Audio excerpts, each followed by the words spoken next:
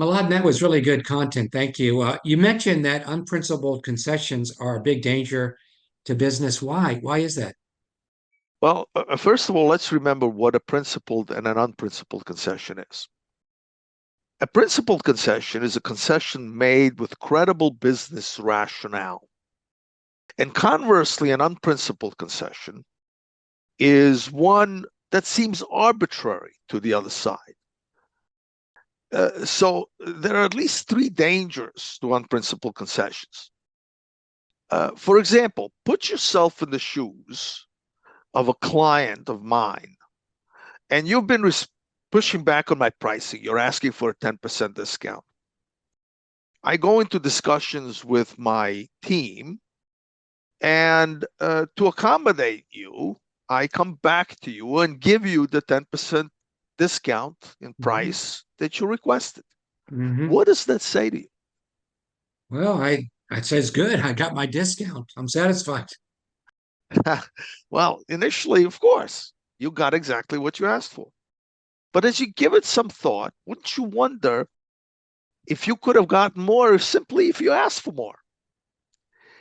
And the irony of that situation is if you wonder that you could have gotten more, you start becoming unhappy with what I gave you, and I gave you exactly what you asked for. I could make you unhappy with the very concession you asked for. Wow. I get that. Is it kind of like when you call the cable company and they immediately give you a big discount and you say, wow, why did you do? Yeah. That's, And it's interesting because, and by the way, these kinds of companies do that all the time, right? You get a call from one of your providers and they go, oh, we got good news for you. We're reducing this, we're reducing that for you. And you haven't even asked for it.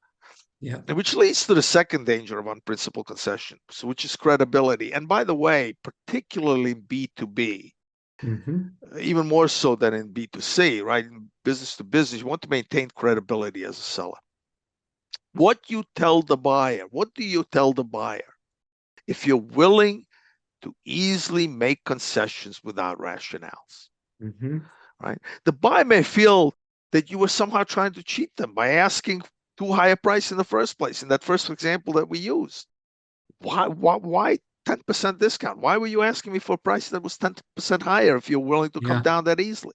They may start questioning whether you know your own costs and pricing. Yeah. Neither of those is a good outcome. Yeah, that makes sense. You said there were three dangers. What's the third one? Well, the third one is also related to credibility. It's a little bit more subtle. In B2B in particular, most organizations are multi-tiered and consensus is needed for a decision.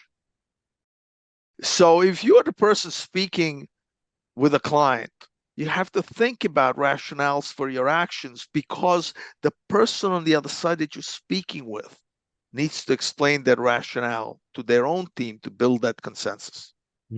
If they can't, it becomes a challenge to their own credibility. We recently had a situation where a client of ours was dealing with a customer of theirs and actually issued the best and final offer on a relatively complex deal. Long-term deal. They've been negotiating for a long time. The head of procurement seemed satisfied and said to our client, the sales executive, he said, I need to take this internally for approval. I'm going to need a couple of weeks. Well, it was 3 weeks before quarter's end. So after 1 week had passed by, the sales exec gets a note, an email from his management saying, well, why don't we offer an incentive to the buyer of an additional 5% in order to get them to sign sooner? Now, 5% in that deal would have been over $500,000, which is a significant amount of money. To the sales exec credit, he actually trusted the process the client had outlined. He did not go back to the client. And there were a couple of other notes from other executives that added to the pressure of offering another incentive to the customer. And the sales exec waited. 2 weeks later, 1 week before the end of quarter, the deal got done. And he got together with this procurement executive, the head of procurement of the customer. in January of that year, which was a few weeks after the quarter had ended. And the procurement executive thanked him. And he was wondering why the procurement executive was thanking him. And the reason he was thanking him was because he had honored their process. He said the following, and this is almost a direct quote. The procurement exec said, if you had come back to me with another offer, if you had not been silent and waited for our process to take place, my credibility would have been undermined. I was relying, as I was getting the consensus necessary to sign off on the deal, I was relying on the documentation, the business case we had developed. If you had come back to me with another offer, my credibility, relying on that business case, would have been shot, would have been Wow. damaged. Yeah. Interesting, isn't it? It is it's interesting. And, I think that what you just described was an angle that many people would miss, myself included, is the takeaway from all this that you got to be mindful of, of unprincipled concessions and make sure you remember that through the whole process of the sales cycle. Yeah, I think both unprincipled and clearly the difficulties to stay principled throughout the process. That doesn't mean you're inflexible. In fact, you are flexible, but you're principled, which means you stay with the formula.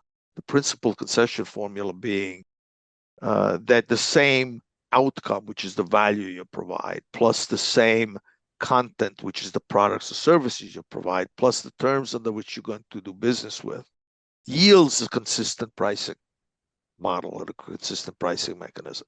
And the price doesn't change unless something on the other side of the equation changes. Either the outcome changes or the content changes or the terms change. Yeah. That's staying principled in the process. Yeah. Yeah. Thanks. That was very helpful, Mladen. Really appreciate it. Thank you. Appreciate you asking some good questions.